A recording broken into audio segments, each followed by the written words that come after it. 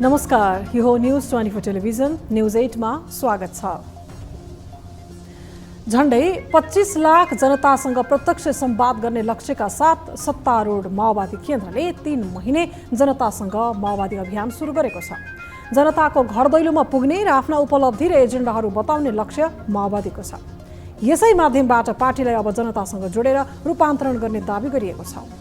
3 महिने रूपान्तरण अभियानको लक्ष्य उद्देश्य जे भए पनि पहिले नेताहरू नै रूपान्तरित हुनुपर्ने आवश्यकता छ। सुन प्रकरणदेखि विभिन्न अपराध प्रकरणमा माओवादी नेताहरू नै जोडिने परम्पराको अन्त्य पहिलो आवश्यकता हो। नेता सुख शैल खोज्ने र जनतालाई रूपान्तरण अभियानको नाममा भुल भुलैयामा कहिलेसम्म पार्ने। सरकारले भ्रष्टाचार विरुद्धका कदममा केही गर्छ कि भन्ने जुन अपेक्षा जागृत गराइएको थियो त्यो दीर्घकालीन नहुने डर उत्तिकै छ। सत्तासँग अपराध साट्नुपर्ने अवस्थामा पुगेका पार्टी अध्यक्ष तथा प्रधानमन्त्री पुष्पकमल दाहाल प्रचण्डले बेला बेलामा सरकारको आयुबारे प्रश्न गर्छन्। गठबन्धन 5 वर्ष जाने ठोकुवा पनि गर्छन्, तर ठिक उल्टो सरकार ढाल्न खोज्ने विरुद्ध सडकमा जान्छु पनि भन्छन्।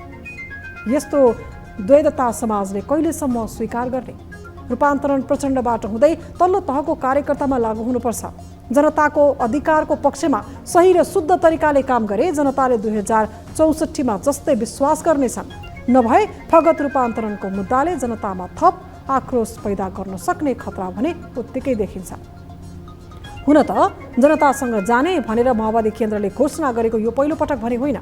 गत वर्ष मङ्सिरमा भएको आम निर्वाचनपछि फागुनमा पनि माओवादी केन्द्रले यस्तै 2 महिने अभियान घोषणा गरेको थियो।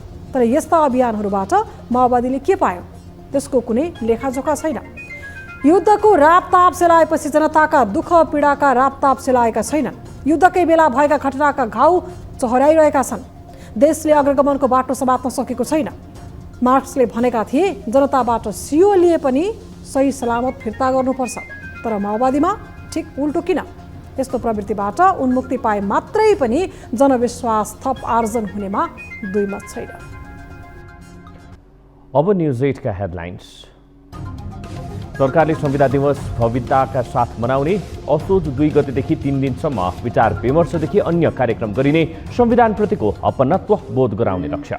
4 गते 3 दिनसम्म विभिन्न समारोहका साथ कोशी सरकारको भविष्यमा अन्यलता कायमै, मुख्यमन्त्री विरुद्धको रिट पूर्ण इजलासमा पठाइयो। अग्राधिकार समेत प्रधान भोलिका लागि पेशी।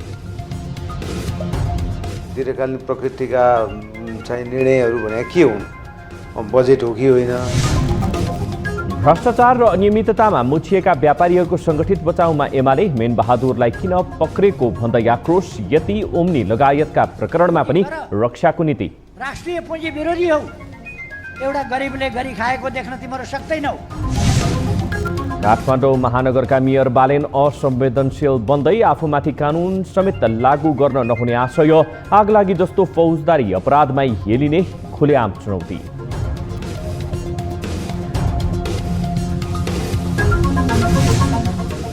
र भोलि नेपालले क्रिकेटमा शक्तिशाली मुलुक भारतसँग एसिया कप खेल्दै सुपर 4 मा पुग्ने नेपालको सपना ढाडस्थिर नेतादेखि समर्थक पुगे श्रीलङ्का।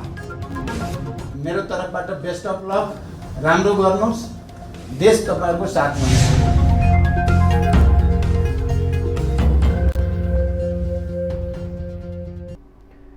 हामी निरन्तर न्यूजमा छौं। नेपालमा संवैधानिक अभ्यासको धेरै लामो इतिहास छैन। झण्डै 76 वर्षे संवैधानिक इतिहास रहेको मुलुकमा संविधान बन्ने र संविधान विरुद्ध विद्रोह हुने क्रम पनि रोकिन सकेको छैन। अहिले कार्यान्वयनमा रहेको नेपालको संविधान जारी भएको धेरै लामो समय नभए पनि यसबारे विभिन्न टिप्पणी हुने गरेको छ। सरकारले संविधान दिवस मनाउने निर्णय गरे पनि संवैधानिक सर्वोच्चता र सर्वस्वीकार्यता कायम हुन किन सकेन? एक रिपोर्ट। 2004 सालमा नेपालले पहिलो संविधान पायो। त्यसपछि 2007, 2015, 2019, 2047, 2063 र 2072 मा संविधान बनेको देखिन्छ। संविधान बन्ने र केही समयपछि त्यस विरुद्ध चर्को आवाज उठ्ने र विद्रोह नै हुने अवस्थाबाट देश गुज्रियो। 2047 को संविधानपछि नेपालमा स्थायित्वको कल्पना सामान्य थियो। त्यसरी नै संविधानको पक्षमा दलहरू कार्यान्वयन गर्न भन्दै जुटे पनि तर 2052मा तत्कालीन माओवादीले सशस्त्र युद्ध नै सुरु गर्यो। जनताको अधिकार स्थापित गराउने भन्दै 10 वर्ष लामो युद्ध चलेपछि माओवादी शान्ति प्रक्रियामा आउने स्थिति बन्यो र 2063मा अन्तरिम संविधान बन्यो। त्यसपछि नेपालको संविधान बनाउनका लागि आन्तरिक र बाहिरी सङ्घर्ष र विवाद देखा परे। संविधान जारी गरेकै आधारमा नेपालले अघोषित नाकाबन्दी समेत खेप्नु पर्यो। यस्ता विषयमा देशभित्र र बाहिरका विभिन्न शक्ति सक्रिय बन्दा गिजो लिन पुगेकोमा कुनै दुविधा छैन। उसो त 2072 असोज 3 गते राजपत्रमा प्रकाशित भएपछि कार्यान्वयनमा आएको संविधान केही संशोधन सहित अहिले कार्यान्वयनमा छ। तर अझै पनि सर्वस्वीकार्य बन्न नसकेको संविधानलाई सरकारले स्वीकार्यतामा लैजान जोड दिने विषय पनि उत्तिकै महत्त्वमा छ। यद्यपि सरकारले असोज 2 देखि 4 गतेसम्म 3 दिनसम्म संविधान दिवस मनाउने निर्णय गरेको छ। असोज 2, 3 र 4 गते 3 दिनसम्म विभिन्न समारोहका साथ संविधान दिवस मनाउने कार्यक्रम आजको बैठकले संविधान दिवस मूल समारोह समितिका अध्यक्ष सम्माननीय प्रधानमन्त्रीजीको अध्यक्षतामा बसेको बैठकले गरेको छ। सरकारले यस्तो निर्णय गरे पनि मधेस केन्द्रित केही दलहरूले संविधान संशोधनको माग गर्दै आएका छन्। संविधान संशोधन गर्ने विषयमा सत्तारूढ दलभित्रका केही दलहरू सकारात्मक देखिए पनि सहज वातावरण बन्न नसक्दा ती दलहरूले संविधान दिवसको अवसरमा विरोध गर्नेदेखि विभिन्न कार्यक्रम गर्ने गरेका छन्। संविधानले शिक्षा, स्वास्थ्य, रोजगारीदेखि आधारभूत विषयलाई मौलिक हकको रूपमा व्याख्या गरे पनि नागरिकले सेवा भोग गर्ने सवालमा भने कमजोरी प्रशस्त देखिन्छन्। संविधान संशोधनका साथै अधिकार प्रयोगमा दलीय उदासीनता रोचक भए पनि संविधानलाई सर्वस्वीकार्य बनाउनेतर्फ सरकार र दलको ध्यान जानु अहिलेको प्रमुख आवश्यकता हो। मधेस केन्द्रित दल हुन् वा अन्य कुनै दलहरू नै किन नहुन्, संवैधानिक इतिहासमा देखिएका आरोह अवरोह र विद्रोहले देशको विकास समृद्धिलाई पुर्याएको असरलाई ख्याल राख्दै संविधानको पालना र पूर्ण कार्यान्वयनमा सबैको चासो अनिवार्य शर्त बन्नै पर्छ। संविधान कार्यान्वयनमा सरकार, दल, नेता, सरकारवाला निकाय र नागरिक समाजले समेत पहल लिनु टर्काडो आवश्यकता हो। न्युज 24 टेलिभिजनका लागि राजनीतिक ब्युरो। लामो समयदेखिको राजनैतिक खिचातानीको बन्दी बनेको कोशी प्रदेश सरकारको भविष्य अन्योलग्रस्त बन्दै गएको छ। मुख्यमन्त्री उद्धव थापा नेतृत्वको सरकारमाथि उठेको वैधानिकताको प्रश्न र अदालतको आदेशले कोशी सरकार कामचलाउ बनेको छ। सर्वोच्चको अन्तिम फैसला आउन बाँकी छ। यसअघि थापा नेतृत्वको सरकारलाई अवैधानिक ठहर गरेको सर्वोच्चले अब कस्तो फैसला गर्दैछ त प्रतीक्षाको विषय बनेको छ। एक रिपोर्ट। कोशी प्रदेशका मुख्यमन्त्री उद्धव थापाले लिएको विश्वासको मत असंवैधानिक भएको भन्दै सर्वोच्चमा दायर भएको रिटमाथि सोमबारदेखि पूर्ण इजलासमा सुनवाई हुँदैछ। आइतबार न्यायाधीश द्वय सपना प्रधान मल्ल र सुषमलता माथेमाको संयुक्त इजलासले उक्त रिटलाई पूर्ण इजलासमा पठाउने निर्णय गरेको हो। यसअघि उक्त रिटमाथि प्रारम्भिक सुनवाई गर्दै अदालतले थापा नेतृत्वको सरकारलाई दीर्घकालीन असर गर्ने काम नगर्नु भनी काम चलाउको हैसियतमा पुर्याइसकेको छ।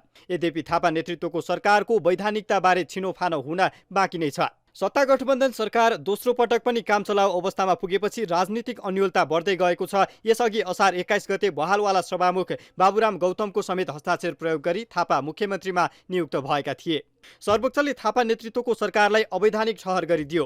सर्वोच्चको फैसलापछि सत्ता गठबन्धनले गौतमलाई सभामुखबाट राजीनामा गराएर मन्त्री उपहार दियो। तर मुख्यमन्त्री थापाले प्रदेश सभाबाट विश्वासको मत लिँदा सभाको अध्यक्षता गरिरहेका दुवै सदस्यले समेत मत दिएपछि एमाले संसदीय दलका नेता हिक्मत कुमार कार्की पुनः अदालत पुगेका थिए। तर बारम्बार सरकारमाथि अंकुश लगाउने अदालतको कदमले सरकारको अन्योलता मात्र होइन, बजेट खर्च गर्न नपाउने बजेट होलिडेको स्थितिमा पुगेको छ। चेक काट्न पनि नमिल्ने भयो, खर्च गर्न पनि नमिल्ने भयो भने चाहिँ र अहिले दैनिक कार्य पनि प्रभावित हुने भयो, दैनिक क्रियाकलापहरू पनि प्रभावित हुने भयो भने अर्कोतर्फ चाहिँ कतिपय विकास आयोजनाहरू होलान् र तुरुन्तै त्यसको लागि चाहिँ नि सरसामानहरू किन्नुपर्ने, पूर्वाधार त्यो विभिन्न निर्माण सामग्रीहरू किन्नुपर्ने आदि आदि होला। अब त्यो पनि तपाईँले गर्न नपाउनु हुनुभयो, गर्दाखेरि त्यो पनि तत्कालको लागि केही समयको लागि चाहिँ अवरुद्ध हुने हो। यता प्रमुख प्रतिपक्षी दल एमालेका नेताहरू भने चोरी चकारी वा जे जसरी पनि सत्तामा बसिरहने रणनीतिका कारण यस्तो समस्या निम्तिएको आरोप लगाउँछन्। बजेटलाई उहाँले प्राथमिकता दिनु भएर विश्वासको मतलाई प्राथमिकता दिनु। विश्वासको मत पनि फेरि के छ भने जानी आसनमा सभाध्यक्ष आसनमा बसेको मान्छेले भोट हराएर विश्वास मत पाउँछौँ भन्ने डिजाइनका साथ उहाँले जानु, जसले यो असाध्य लाजमर्दो दुःखद घटना। आज सरकारले खर्च गर्न पाउँदैन, सरकारले कैयन चिजहरूको राजस्व उठाउन सकिरहेको पाइरहेको छैन। गएको असार 14 गते आर्थिक वर्ष 2080-81 को बजेट कोशी प्रदेशसभा बैठकमा टेबल भएको थियो। संवैधानिक व्यवस्था अनुसार संसदमा टेबल भएको मितिले 60 दिनभित्र बजेट पारित वा प्रतिस्थापन हुनुपर्ने प्रावधान छ। तर यो बीचको समय सत्ता राजनीतिको किचलोले तोकिएको समयमा बजेट पारित हुन सकेन र सरकार बजेटविहीन अवस्थामा पुग्यो। सभामुखबाट राजीनामा दिएर अर्थमन्त्री बनेका गौतम सरकार नयाँ बजेट ल्याउने विषयमा अग्रसर भएको तर अदालतको आदेशका कारण हात बाँधिएको बताउँछन्। यसको विकल्प खोज्नुपर्ने उनको भनाइ छ। यो चाहिँ दीर्घकालीन प्रकृतिका चाहिँ निर्णयहरू भने के हुन्, बजेट हो कि होइन भन्ने कुरा चाहिँ स्पष्ट पार्नु पर्यो, या अन्तिम निर्णय चाँडो आए पनि भयो, हामीलाई छिटो आउनु पर्यो। अब यो यसरी भ्याकेन्ट राख्न मिलेन चाहिँ, र अब होइन तात्कालिक विषयमा बजेट खोल्ने मात्रै कुरा हो भने पनि चाहिँ बजेट त्यो होइन चाहिँ दीर्घकालीन प्रकृतिको भनेर व्याख्या आयो भने पनि हामी तयारीमा छौँ। तत्कालीन मुख्यमन्त्री कार्की नेतृत्वको सरकार अल्पमतमा परेपछि गएको असार 1 गते कोशी प्रदेशमा अध्यादेश मार्फत बजेट ल्याइएको थियो। त्यसपछि बनेको थापा नेतृत्वको सरकारले उक्त बजेट स्वीकार नगर्ने र प्रक्रियागत रूपमा नयाँ बजेट ल्याउने तयारी पनि गरेको थियो। तर संसदको अङ्कगणित र सरकारको खिचातानीले बजेट मात्रै अन्यलमा पुगेको छैन, समग्र संघीयता र प्रदेशको औचित्यमाथि नै संशय पैदा भएको छ। न्युज 24 टेलिभिजनका लागि मोरङबाट टिभी जर्नलिस्ट तारा आचार्यको सहयोगमा शीतल रिजाल, काठमाडौँ। भ्रष्टाचार प्रकरणमा पक्राउ परेका केही व्यापारी र चर्चित प्रकरणमा जोडिएका व्यापारीको पक्षमा एमाले सङ्गठित वकालत गर्न थालेको छ। एमाले भाटपटेनीका मालिक मेनबहादुर गुरुङदेखि यति होल्डिङ्सबारे सार्वजनिक चुनौतीमा उत्रिन थालेको छ। सरकारलाई अनुसन्धान गर भन्ने गरेका एमाले नेताहरूले व्यवसायी गुरुङलाई पक्राउ गरेकोमा भने आपत्ति जनाइरहेका छन्। एक रिपोर्ट। मूलधारका भनिएका ठूला राजनैतिक दलहरू ठूला व्यापारीहरूलाई पार्टीमा आकर्षित गर्न अनेकन उपाय अवलम्बन गर्ने गर्दछन्। त्यसको सबैभन्दा अग्रपंक्तिमा एमाले देखिने गरेको छ। कांग्रेसबाट प्रत्यक्ष चुनाव लड्ने तयारीमा रहेका प्रभु ग्रुपका अध्यक्ष देवी प्रकाश भट्टचन चुनावको केही दिन पहिलेसम्म खाटी कांग्रेस थिए। कांग्रेसले प्रत्यक्षमा टिकट नदिएपछि रन्थनिएका भट्टचन एमाले प्रवेश गरेर समानुपातिक कोटाबाट संघीय सांसद बनिसकेका छन्।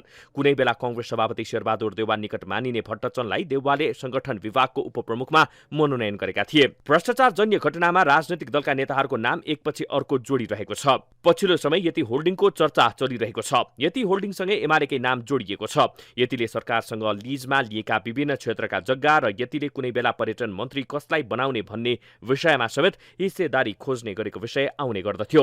यस्तोमा एमाले अध्यक्ष केपी शर्मा ओलीले यति होल्डिङ्स र वाइडबडी बारे छानबिन गर्न चुनौती दिँदै व्यापारीको घाँटी रेट्न सरकार उद्धत रहेको आरोप लगाएका छन्। भ्रष्टाचार नियन्त्रणका नाउँमा, विरोधका नाउँमा राष्ट्रिय उद्योग र राष्ट्रिय उद्योगपतिलाई, राष्ट्रिय पुँजीलाई गला थिच्ने, गला रेट्ने काम यो सरकारले गर्न खोजिराखेको छ, गरिराखेको छ।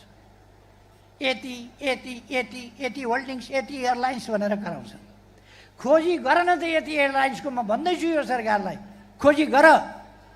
राष्ट्रिय पुँजी विरोधी हौ, एउटा गरिबले गरी खाएको देख्न तिम्रो सक्दैनौ, तर गर नि त। एमाले अध्यक्ष ओलीले व्यापारीको घाँटी रेट्न सरकार उद्धत रहेको आरोप लगाएकै दिन एमाले उपाध्यक्ष सुरेन्द्र पाण्डेले पनि ललिता निवास जग्गा प्रकरणमा सीआईबीको हिरासतमा रहेका व्यापारी गुरुङको खुलेरै बचाउ गरेका छन्। गुरुङको व्यापारिक साम्राज्यको वकालत गरेका पाण्डेले उनलाई थुनामा राखेर सरकारले गम्भीर गल्ती गरेको आरोप लगाएका छन्। ठुला व्यवसायीहरू संसारमा कोही जेल गएर बसेका छन्, मुद्दा चलेर हिँड्छ।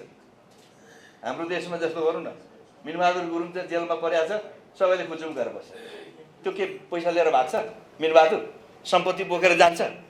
25वटा चाहिँ के भनेदेखि 26वटा कतिवटा चाहिँ भाटबटिन छ, त्यो बोकेर खाँदा बोकेर चाहिँ भाटबटिनको घर बोकेर ऊ विदेश जान्छ। 28वटा बोकेर जान्छ। अनि त उसलाई प्रोटेक्ट गर्दा उसले चाहिँ दैनिक हाजिरीमा बस्छ। ल गल्ती गरेर चाहिँ हाजिरीमा गरे हुँदैन। गुरुङ नभाग्ने दाबी लिएका पाण्डे मात्रै नभई अन्य नेताहरूले पनि व्यापारीमाथि सरकारले कारवाही गर्दा थुनामा राख्नु वा आक्षेप लगाएका विषयमा अनुसन्धान गर्नु नै हुन्न भन्ने जसरी पेश हुन थालेका छन्। व्यापार गरेर लाखौंलाई रोजगारी दिए पनि अपराध कर्ममा संलग्न भएपछि जोसुकै कानूनको नजरमा समान नै हुन्छन्। अदालतले ललिता निवासको सरकारी जग्गा प्रकरणमा पूर्वपक्षका लागि थुनामा पठाएका व्यापारीलाई थुन्न मिल्दैन भन्ने पाण्डे वा भ्रष्टाचार र नियमिततामाथि छानबिन गर्दा नेताहरूलाई किन टाउको दुखाइ भएको छ भन्ने प्रश्न अनुत्तर विस्तरित छन्। भ्रष्टाचारको अन्त्य गर्न पहल गर्नुपर्ने राजनैतिक दलहरूले व्यापारी पोष्ने रणनीति अख्तियार गर्दा यसले मुलुकको समृद्धिमा पार्ने असर के हुन सक्छ भन्ने समेत हेक्का राख्न जरुरी छ। व्यापारीलाई आफ्नो पार्टीको समर्थक बनाउन र पार्टीको पूर्णकालीन कार्यकर्ता बनाउन गरिने विभिन्न ढाकछोपले अन्ततः मुलुकलाई दुर्गतितर्फ लैजाने भएकोले पनि नेताहरूले सचेतता अपनाउन आवश्यक छ।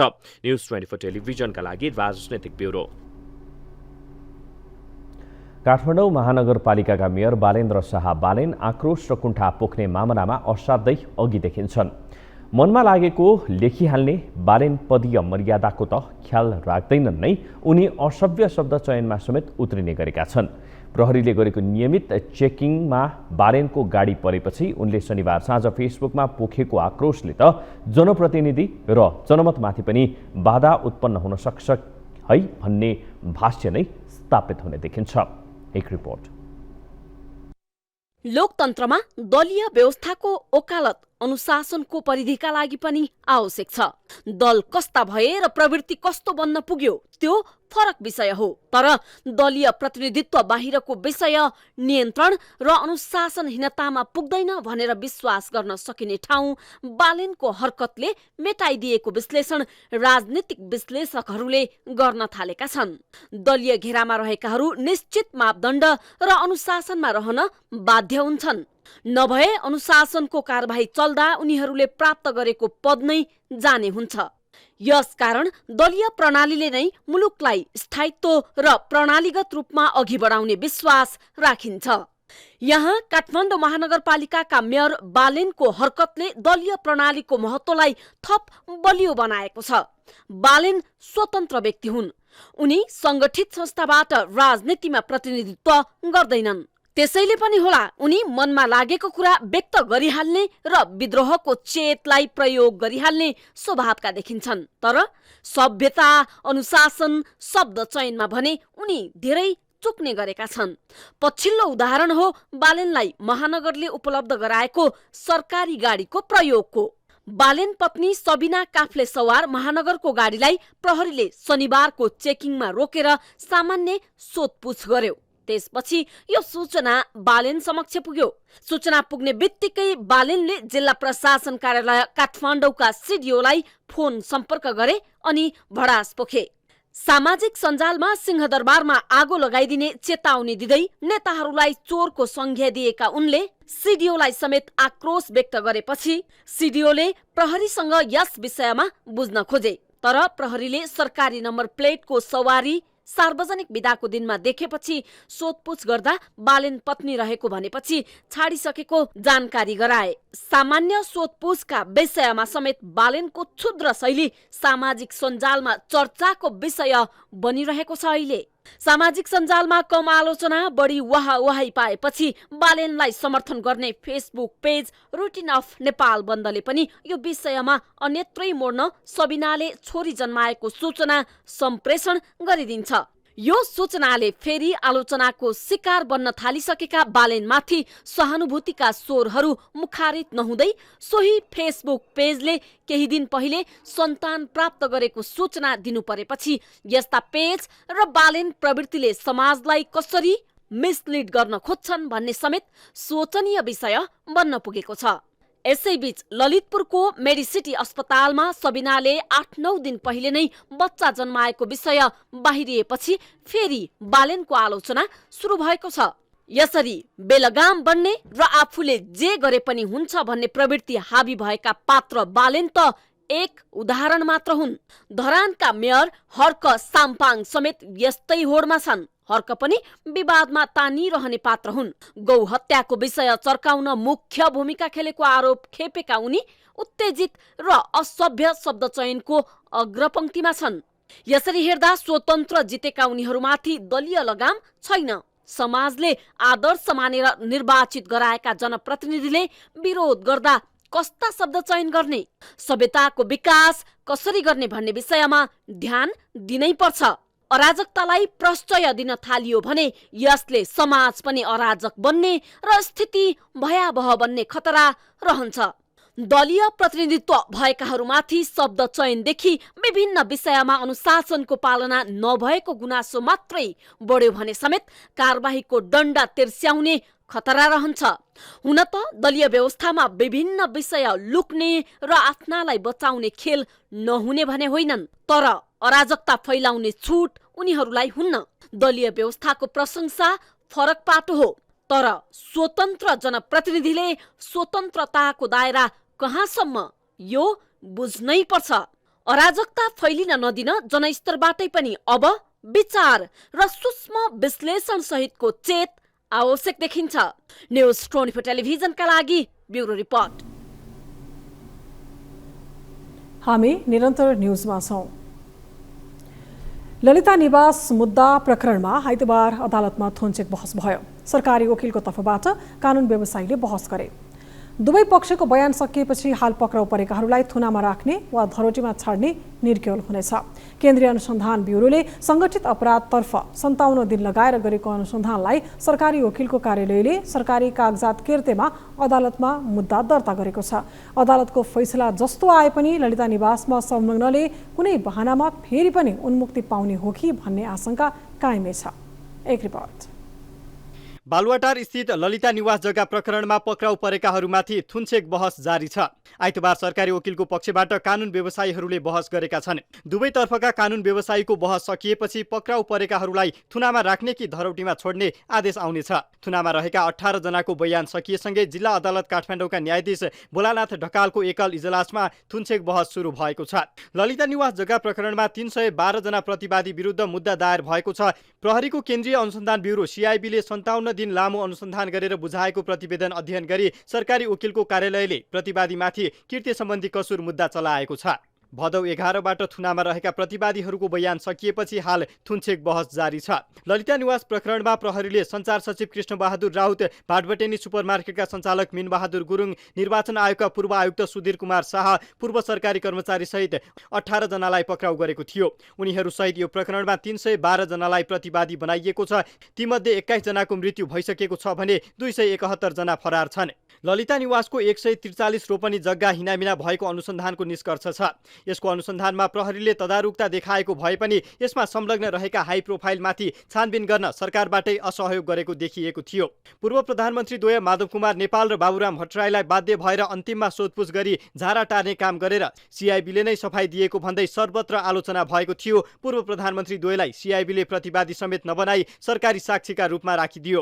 आइतबारबाट सुरु भएको थुन्चेक बहसमा अब दुवै पक्षको बयान सकिएपछि पक्राउ परेकालाई थुनामै राख्ने वा धरौटीमा छाड्ने भन्ने विषयमा टुङ्गो लाग्नेछ। यद्यपि अनुसन्धान र सरकारी वकिलको कार्यालयले दायर गरेको मुद्दालाई नियाल्दा आम नागरिकमा आशा भन्दा पनि निराशा व्याप्त छ। न्युज 24 टेलिभिजनका लागि टिभी जर्नलिस्ट सुजन चालिसे, काठमाडौँ। पछिल्ला वर्षहरूमा आयुर्वेद चिकित्सा पद्धतिप्रति आम नागरिकको विश्वास बढिरहेको देखिन्छ। आयुर्वेद चिकित्सा पद्धति सबैभन्दा पुरानो चिकित्सा पद्धति हो, तर यो प्राय ओझेलमा थियो। जब कोरोनाको महामारी फैलियो अनि मानिसले ज्यान जोगाउने उपयुक्त उपाय ठाने आयुर्वेद उपचार पद्धतिलाई, त्यसपछिका दिनहरूमा बढिरहेको छ आयुर्वेद उपचार पद्धतिमा आकर्षण। एक रिपोर्ट।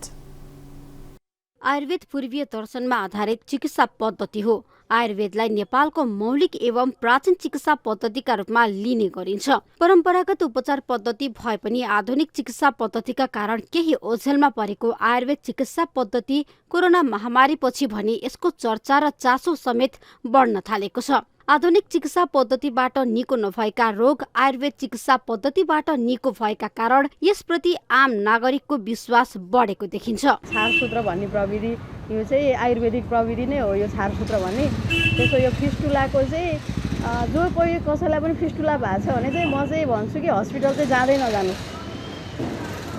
हाम्रो यहीँ आउनुहोस्, नरदेवी हस्पिटल, नरदेवी आयुर्वेदिकमै आउनुहोस्।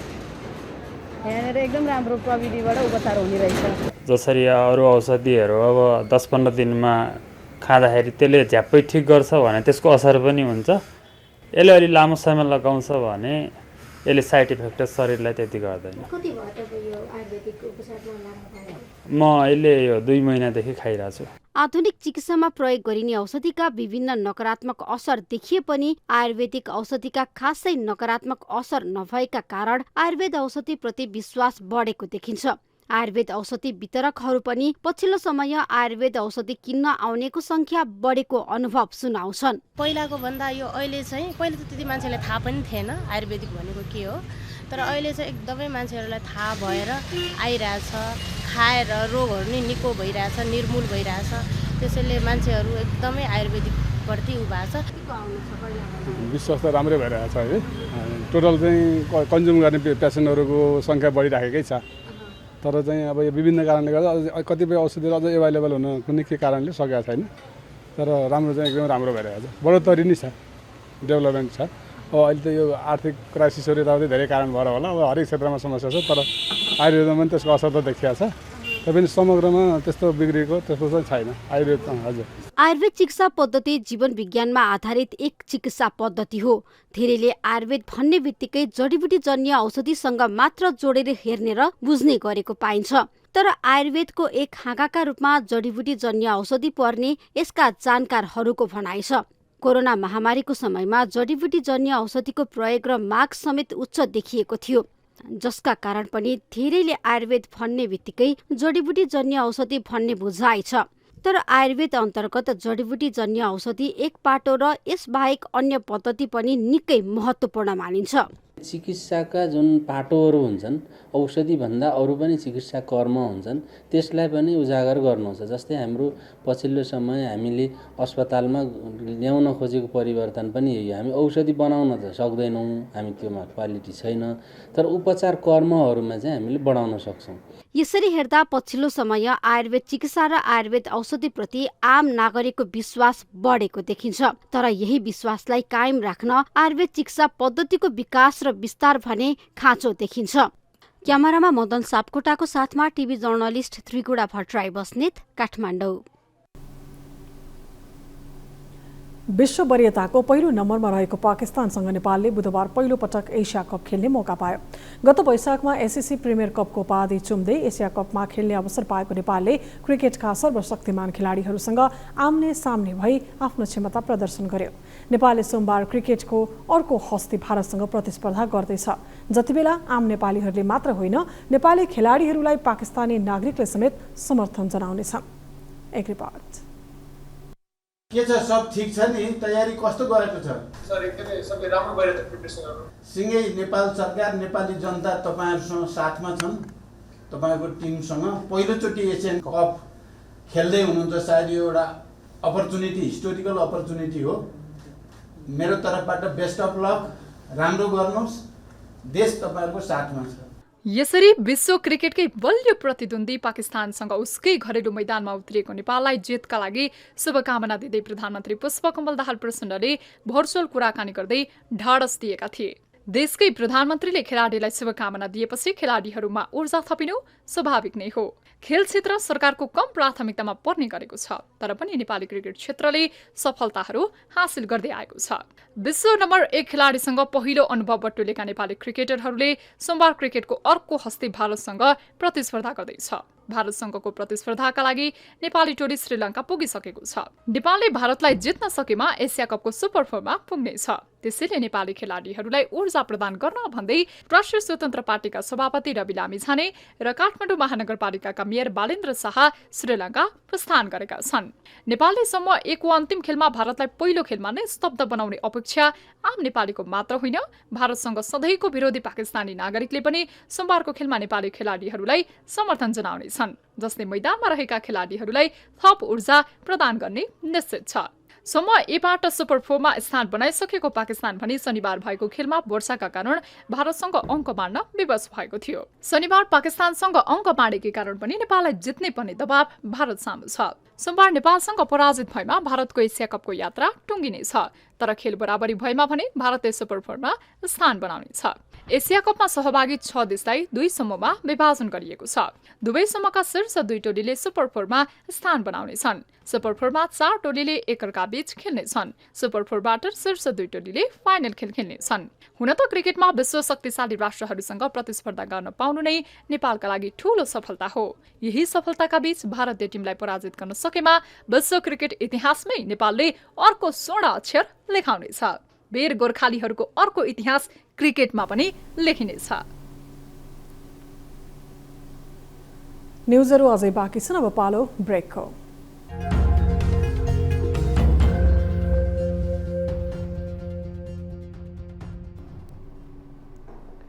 हामी निरन्तर न्युजमा छौँ। अब वेदर अपडेट।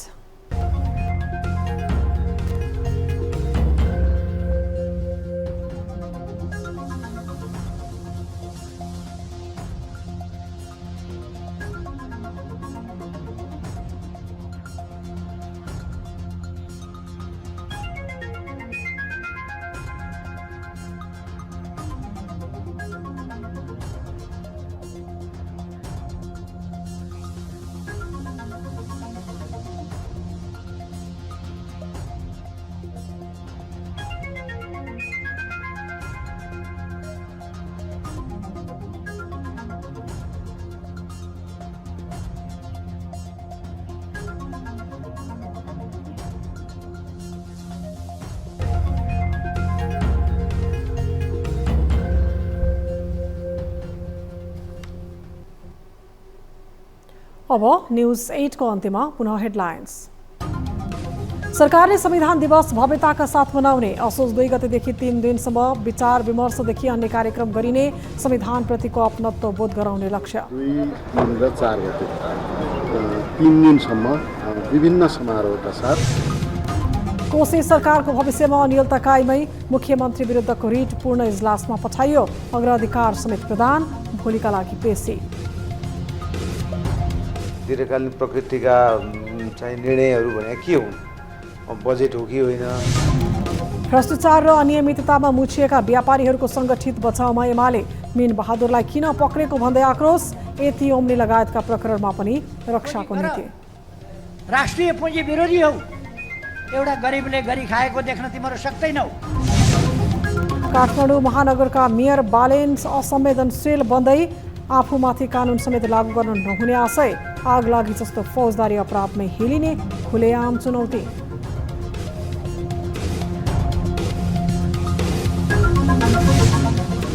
र भोलि नेपाल क्रिकेटमा शक्तिशाली मुलुक भारतसँग एसिया कप खेल्दै सुपर 4 मा पुग्ने नेपालको सपना, ढाडस दिन नेतादेखि समर्थक पुगे श्रीलङ्का।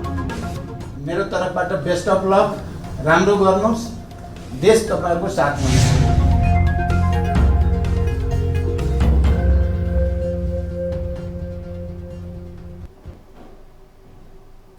न्यूज 8 अहिलेलाई यति नै। जाँदा जाँदै ताली र गालीका लागि हामीले सोधेको प्रश्नको अन्तिम नतिजा, यसपछि प्रसारण हुने कार्यक्रम सीधा कुरा जनतासँगमा हेर्न सक्नुहुनेछ। थप न्युजका लागि हाम्रो वेबसाइट www.news24nepal.com हेर्नुहोला। साथै हामीलाई फेसबुक, ट्विटर, युट्युबमा पनि फलो गर्न सक्नुहुनेछ। यस्तै मोबाइल, भाइबर र इमेलबाट 24 अपडेट्समा समस्या र गुनासो गर्न सक्नुहुनेछ। अहिलेलाई बिदा दिनुहोस्, हामी निरन्तर न्युजमा छौँ।